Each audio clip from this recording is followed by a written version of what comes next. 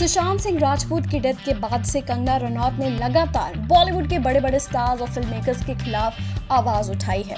वहीं कंगना रनौत ही पहली वो एक्ट्रेस थी जिन्होंने सुशांत की सुसाइड को मर्डर बताया था और इसके बाद से कंगना लगातार नेपोटिज्म डिबेट पर भी अपनी लगातार राय रख रही हैं। और हाल ही में रिपब्लिक टीवी को दिए एक इंटरव्यू में कंगना ने बड़े बड़े फिल्म मेकर्स जैसे कि करण जौहर, आदित्य चोपड़ा और महेश भट्ट के बारे में बड़े बड़े खुलासे किए। इसके अलावा कंगना ने कई स्टार्स को भी टारगेट किया। अब एक एक करके सुनते जाइए कि इस इंटरव्यू में कंगना ने कौन कौन से शॉकिंग खुलासे किए।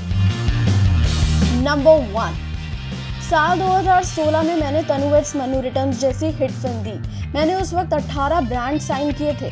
मुझे लगता है कि साल 2016 में इतने ब्रांड साइन करने वाली मैं ही थी। फिर अचानक मेरा एक्स आता है जिससे साल 2013 में मेरा ब्रेकअप हो गया था। उसने मेरे ऊपर केस फाइल कर दिया। उस वक्त सभी को बहुत अजीब लगा, लेकिन वो अजीब नहीं बल्कि एक प्लान था। मेरे लिए डायन जैसे शब्दों का प्रयोग किया गया।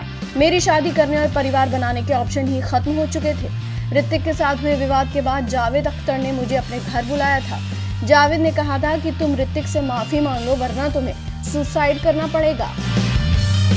नंबर 2, सुशांत अपने दम पर आगे बढ़ रहे थे और अपना काम कर रहे थे। 2 साल के स्ट्रगल के बाद उन्होंने MS धोनी जैसी बड़ी हिट दी। अब आदित्य चोपड़ा उनके साथ काम नहीं करते। इस बीच उनके सबसे अच्छे दोस्त करण जौहर पूरी पॉलिटिक्स के साथ पिक्चर में आ जाते हैं। वो सुशांत को हायर करते हैं और इस फिल्म के लिए शूट करने में 3 साल लगा देते हैं और उन्हें दुनिया के सामने फ्लॉप स्टार बता देते हैं। कहते हैं कि मैं इस फिल्म को नहीं बेच सकता। ड्राइव थिएटर्स में नहीं आई। उन्होंने कहा कि वो फ्लॉप स्टार के साथ इसे नहीं बेच सकते। ये सब इनके बिजनेस रैकेट का फैलाया हुआ था। जहां वो अपनी फिल्मों को हिट कहते हैं और मणिकर्णिका, छिछोरे और धोनी जैसी बड़ी फिल्मों को सेमी बता देते हैं। उनके पूरे सर्किल ने ये प्रिंट करवाना और फैलाना शुरू कर दिया कि सुशांत खत्म है। ये पब्लिक डोमेन में है और आप देख सकते हैं कि ड्राइव रिलीज नहीं हुई थी। उससे पहले ही मीडिया रिपोर्ट्स में ये कहा जाने लगा था कि सुशांत फ्लॉप एक्टर हैं, इसलिए करण जौहर को अपनी फिल्म ड्राइव के लिए खरीदार नहीं मिल रहे थे। नंबर 3, मुझे सलमान खान के साथ सुल्तान नाम की एक फिल्म ऑफर हुई थी। डायरेक्टर अलियाबाद जफर ने मेरे घर आकर कहानी सुनाई थी। उस समय तक मैंने एक ही ब्लॉकबस्टर फिल्म दी थी। मैंने कहा कि मैं खान्स के साथ फिल्म नहीं करना चाहती, मैं सिर्फ ऐसी फिल्में करना चाहती हूँ जो सिर्फ मेरी हो। इसके बाद आदित्य चोपड़ा के साथ मेरी मीटिंग हुई। मैं उनसे माफ़ी मांगना चाहती थी और उस समय उन्हें इससे कोई आपत्ति नहीं थी, लेकिन जैसे ये खबर मीडिया में आई कि मैंने सुल्तान करने से इनकार कर दिया तो उन्होंने मुझे मैसेज भेजा कि तुम्हारी हिम्मत कैसे हुई, तुमने मुझे मना किया। फिर प्रेस के पास चली गई। मैंने कहा कि मैंने फेयरनेस क्रीम का ऑफर ठुकराया, मैंने खान्स के साथ काम करने से मना किया। मैं छोटे गांव से आई लड़की हूँ और मेरे लिए ये अचीवमेंट है, मुझे इन्हें क्यों छुपाना चाहिए। इस पर उन्होंने कहा, तुम्हें पता है तुम खत्म हो जाओगी, हम तुम्हारे साथ कभी काम नहीं करेंगे। नंबर 4, मैं महेश भट्ट प्रोडक्शन की बहुत आभारी हूँ।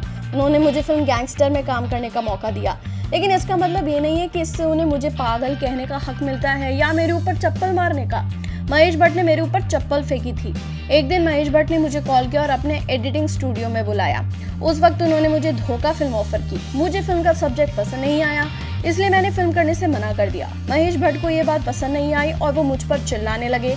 वो मुझे मारने के लिए आ ही रहे थे कि तभी उनकी बेटी पूजा भट्ट ने उन्हें रोक लिया। पूजा ने कहा, पापा नहीं।